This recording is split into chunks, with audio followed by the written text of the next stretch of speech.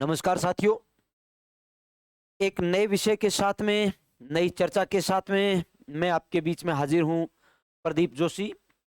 मित्रों, अपने चर्चा जो शुरू कर रहे हैं वो राजस्थान के अफवाह तंत्र के बारे में। अफवाह तंत्र क्या है? अफवाह तंत्र कितने प्रकार का है?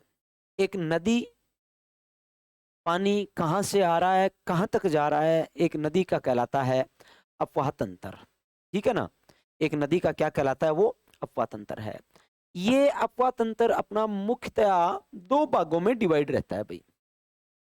कितने भागों में विभाजित है अपना अफवाह तंत्र? दो भागों में विभाजित है। एक होता है अपना नदियों का अफवाह तंत्र, या नदियों के तहत आने वाला अफवाह तंत्र। नदियों का अफवाह तंत्र, अपवाह तंत्र। और दूसरा अपना है झीलों का, झीलों का अपवाह तंत्र। झीलों का अपवाह तंत्र। देखो, नदियों का अपवाह तंत्र, नदियों के लिए अपवाह तंत्र, नदियों का पानी कहां से कहां तक जा रहा है उसका अपवाह तंत्र कितने प्रकार का होता है, क्या विशेष बात है? तो देखिए, नदियों का अपवाह तंत्र बेटा तीन प्रकार का होता है। सबसे पहला मैं नाम देता हूं यहां पर हमेशा, आंतरिक अपवाह तंत्र। आंतरिक अपवाह तंत्र। दूसरा हमारा नाम आता है बंगाल की खाड़ी का अपवाह तंत्र। बंगाल की खाड़ी का अपवाह तंत्र। और अपना तीसरा नाम आता है अरब सागर का अपवाह तंत्र। अरब सागर का अपवाह तंत्र। तीन प्रकार का अपवाह तंत्र है। सबसे पहला मैंने नाम यहाँ पे लिखा है आपका आंतरिक अपवाह तंत्र। देखो, कोई नदी पहाड़ों से निकल करके भूमि पर समाप्त हो जाना। नदी का जल, एक नदी है, वो अपना जल किसी दूसरी नदी को ना दे, वो भूमि पे समाप्त हो जाए, वो एक नदी का होता है अपवाह तंत्र। सपोज करें कोई नदी पहाड़ों से निकल करके आ रही है और वो नदी अपना जल कोई दूसरी नदी को ना दे करके वो नदी भूमि पर ही समाप्त हो जाए, तो क्या कहलाएगा भैया? आंतरिक अपवाह तंत्र कहलाएगा वो। क्लियर होगी बात? आंतरिक अपवाह तंत्र में देखो, डायग्राम के आधार पर अगर मैं आपको बताऊं, भारत के आधार पर अगर मैं बताऊं आपको, देखो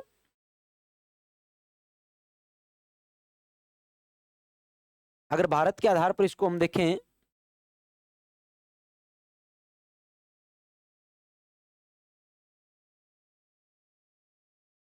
ये अपना राजस्थान है यहां पर। ठीक है ना? सपोज करें कि बेटा कोई नदी, जो ये देखो ये हिमालय पर्वत है, यहां पर हमें पता है भारत के उत्तर और उत्तर पूर्व दिशा में ये हिमालय हिमालय पर्वत है पूरा। हिमालय की एक शिवालिक की श्रेणी, शिवालिक की श्रेणी, इस शिवालिक की पहाड़ी से नदी निकलेगी गग्गर, जो हिमाचल प्रदेश, पंजाब, हरियाणा और राजस्थान से होते हुए पाकिस्तान में जाकर के भूमि पे समाप्त हो जाएगी। तो ऐसी नदी जो पर्वतों से निकली और भूमि पे समाप्त हो गई, वो कहलाई अपनी आंतरिक अपवाह तंत्र की नदी। ठीक है ना? ऐसे ही देखना, देखो राजस्थान, भारत में इस दिशा में यहां पे है अरब सागर, ये पूरा एरिया अरब सागर का, ये पूरा एरिया बंगाल की खाड़ी का, बंगाल की खाड़ी। ठीक है ना? तो बेटा जो नदियां निकल करके एक नदी के माध्यम से दूसरी नदी के माध्यम से, या मैं कहूं प्रत्यक्ष या अप्रत्यक्ष से, जो नदियां अपना जल बंगाल की खाड़ी में पहुंचा दे, ऐसी नदियां जो अपना जल एक नदी या दूसरी नदी की सहायता से या प्रत्यक्ष या अप्रत्यक्ष रूप से अपना जल कहां पर गिरवा दे, ले जा करके बंगाल की खाड़ी में डाल दे, तो वो होती है अपनी, और ये बंगाल की खाड़ी की नदियां। देखो, एक विशेष बात मैं आपको बताऊं, भारत के आधार पर मैं आपको बताऊं,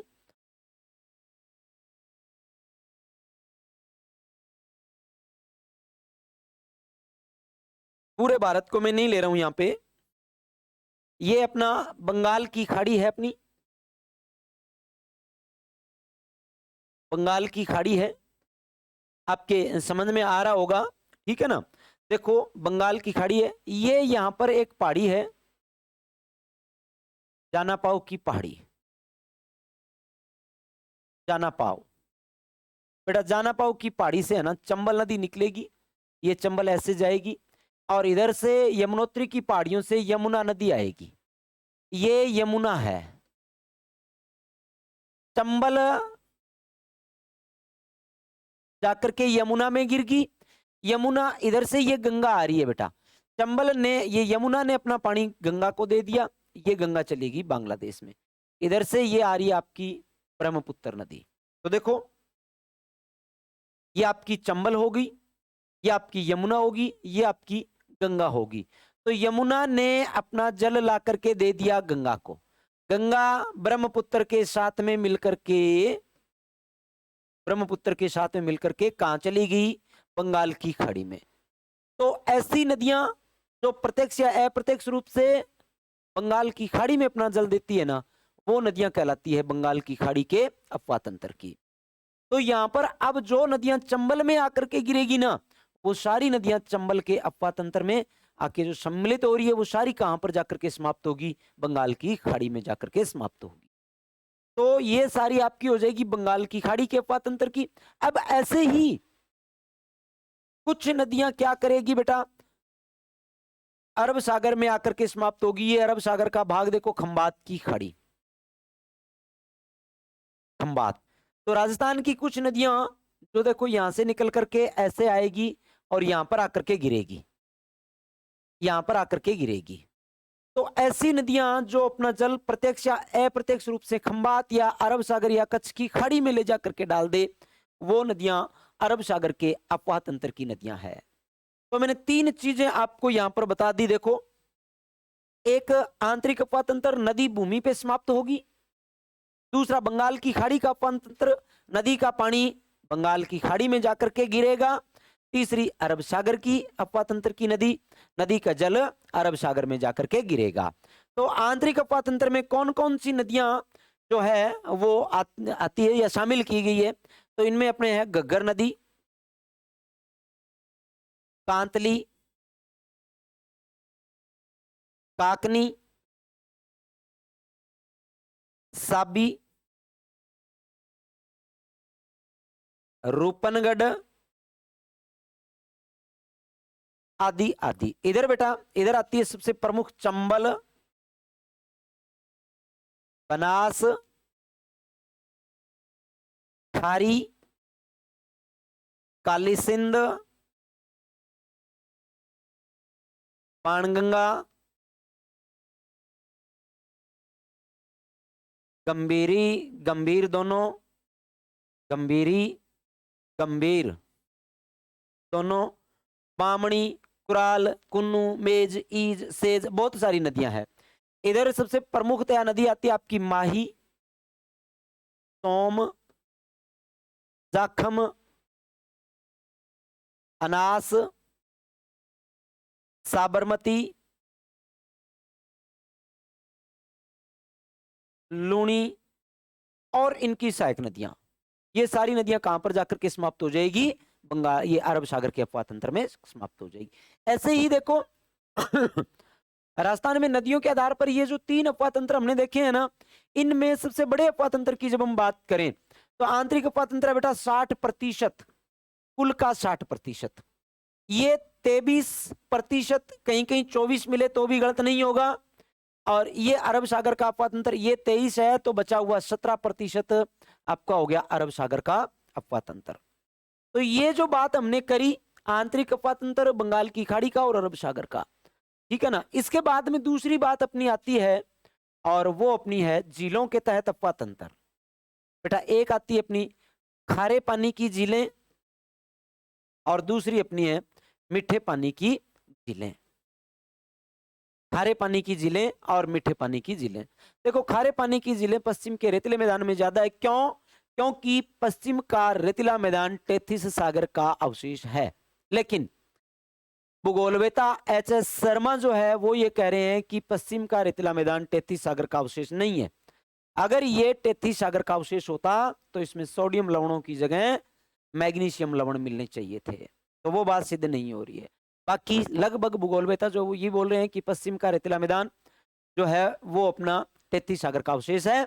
और यहाँ पर जो ये जिले हैं ना, इनमें NaCl और Na2SO4 सोडियम क्लोराइड और सोडियम सल्फेट की मात्रा मिलती है। मीठे पानी की झीलें सर्वाधिक मिलती है अपने उदयपुर में, या मैं कहूं अरावली भौगोलिक प्रदेश में। ठीक है ना। तो अब हमारी जो चर्चा रहेगी वो सबसे पहले रहती है आंतरिक अपवाह तंत्र के तहत। आंतरिक अपवाह तंत्र में जो हम चीज सबसे पहले देखने वाले हैं वो अपनी चीज आती है बेटा, देखो मैं हेडिंग डालूं आंतरिक अपवाह तंत्र। आंतरिक अपवाह तंत्र,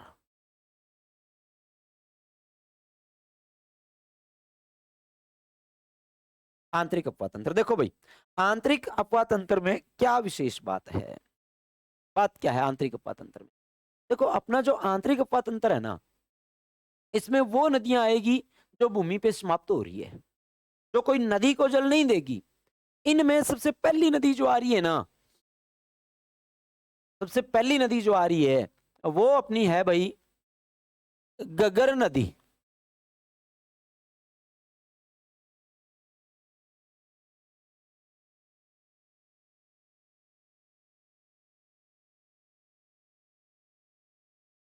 सबसे पहली नदी जो हम देख रहे हैं ना यहाँ पे, वो अपनी आ जाती है यहाँ पे गगर नदी। देखो गगर की बात जब हम कर रहे हैं यहाँ पे, देखो भाई ये है बेटा यहाँ पे हिमाचल प्रदेश की मैं बात कर रहा हूं, हिमालय की मैं बात कर रहा हूं, शिवालिक की पहाड़ियां।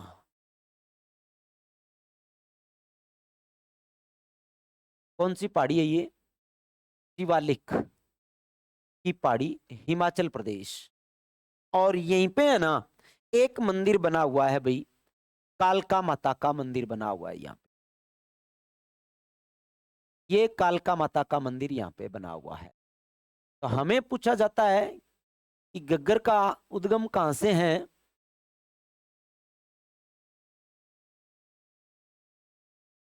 गग्गर का उद्गम कहां से है, तो कालका माता का मंदिर, शिवालिक की पहाड़ियां, हिमाचल प्रदेश से गग्गर नदी का उद्गम होता है। यहां से निकलने के बाद में गग्गर है ना, ये आपकी जाएगी हिमाचल के बाद में पंजाब और हरियाणा से होते हुए ये राजस्थान की ओर बढ़ रही है। पंजाब और हरियाणा से होते हुए ये राजस्थान की ओर बढ़ रही है। लेकिन राजस्थान में प्रवेश से पूर्व इसकी बात क्या है, देखो हरियाणा में सिरसा के आसपास है ना, इस नदी पे ये बांध बना हुआ है बेटा, एक जिसको हम झील भी बोलते हैं और बांध भी बोलते हैं, और इसका नाम है ओटू बियर बांध। ओटू बियर बांध हरियाणा में है।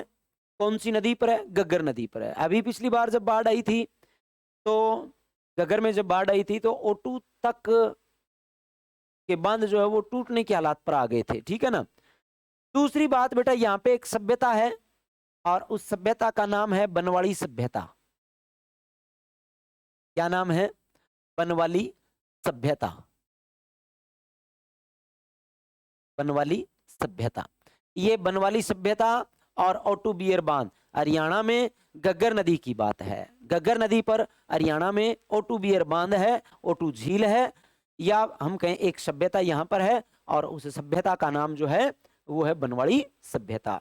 इसके बाद में देखो ये एक पॉइंट आ गया यहाँ पे, जहां से चंबल ये सॉरी गग्गर का राजस्थान में प्रवेश होगा। गग्गर राजस्थान में प्रवेश, ये यहाँ पे जो स्थान आया ना ये है तलवाड़ा टिब्बी का, टिब्बी हनुमानगढ़ जिले में, हनुमानगढ़ जिले में टिब्बी हनुमानगढ़ से गग्गर नदी राजस्थान में एंटर हो गई है, प्रवेश कर गई है। अब राजस्थान में ये प्रवेश करके देखो ये यहां तक राजस्थान में चलेगी। यहां तक राजस्थान में है। राजस्थान में इसकी विशेष बात क्या है, तो उसकी चर्चा भी हम यहां पर कर लेते हैं। एक नंबर बात, यहां पे एक झील, यहां पे एक झील है, और ये झील जो है ना यहाँ पे घग्गर के किनारे, इस झील का नाम है तलवाड़ा झील। हनुमानगढ़ जिले में ये भी तलवाड़ा झील। दूसरी विशेष बात, घग्गर राजस्थान से निकल रही है, केवल 2 जिलों से निकलती है। नए आधार पे देखेंगे तो 3 जिलों से, अनूपगढ़ जिला और शामिल है, ठीक है ना। दूसरी बात, आई आगे, इस नदी के किनारे है ना एक किला बना हुआ है, और इस किले का नाम है बटनेर का किला। कौन सा किला बना हुआ इसके किनारे? पटनेर दुर्ग बना हुआ है। इस नदी के किनारे पटनेर का किला बना हुआ है। इसके बाद में देखो, ये नदी हनुमानगढ़ शहर को 2 भागों में बांटती है बेटा। इधर हनुमानगढ़ जंक्शन, और इधर ये बटनेर वाला मामला जो है ये आ जाता है हनुमानगढ़ टाउन में। हनुमानगढ़ टाउन घग्गर हनुमानगढ़ को 2 भागों में बांटती है। इसके बाद में आगे चलें, घग्गर के किनारे 3 सभ्यताएं हैं राजस्थान में या हनुमानगढ़ में। एक कालीबंगा, एक पीलीबंगा, एक रंगमहल। 3 सभ्यताएं, क्या नाम? एक सभ्यता कालीबंगा, दूसरी सभ्यता ये यहां पे लिखूं मैं पीलीबंगा, तीसरी सभ्यता रंगमहल, रंगमहल सभ्यता। 3 सभ्यताएं घग्गर नदी के किनारे है, कालीबंगा, पीलीबंगा और रंगमहल। दूसरी विशेष बात, घग्गर के किनारे एक तो हमने शहर देख लिया हनुमानगढ़ का, दूसरा शहर आ जाता है सूरतगढ़, तीसरा आ जाता है अनूपगढ़।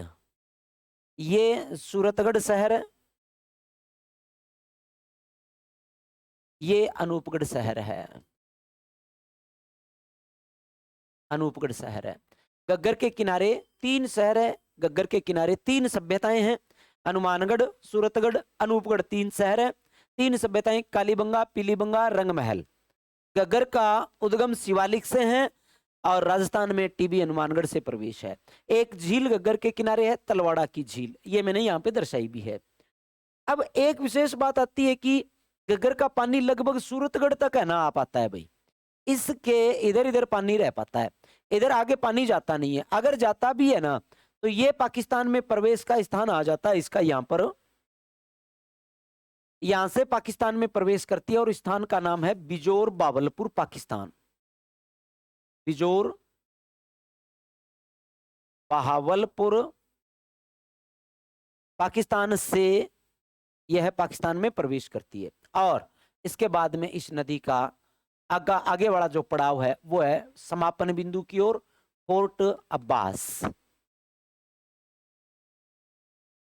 फोर्ट अब्बास पाकिस्तान में ये आपकी हो जाती है समाप्त, जाकर के शिवालिक से लेकर के फोर्ट अब्बास तक घग्गर कुल चलती है 465 किलोमीटर।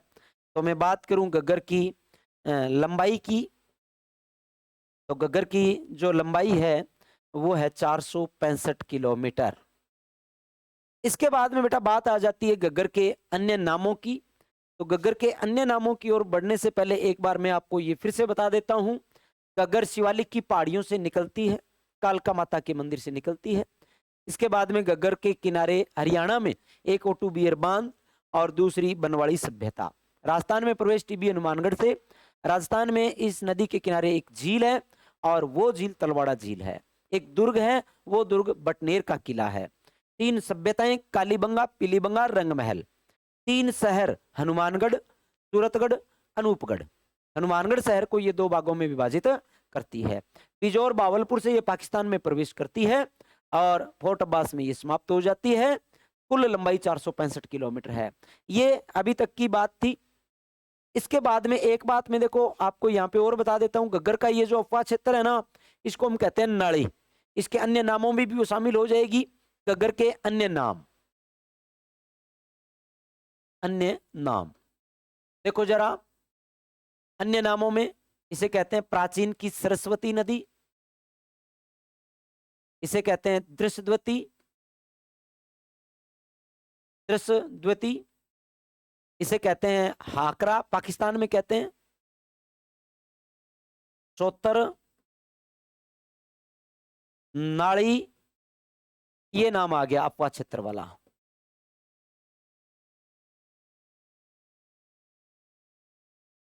आगे कहते हैं इसे मृत